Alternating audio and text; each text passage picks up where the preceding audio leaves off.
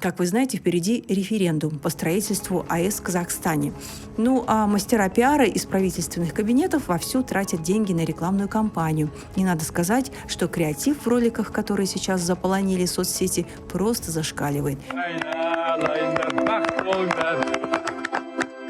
Армысыздар, ардақты ағайын, құрметті екі жастың ата-анасы және бүгінгі қуанышқа жиналған қадірлі қонақтар. Сізден бір нәрсе сұрайын деп едім. Сұраңыз. Референдум жайында естідіңіз бе?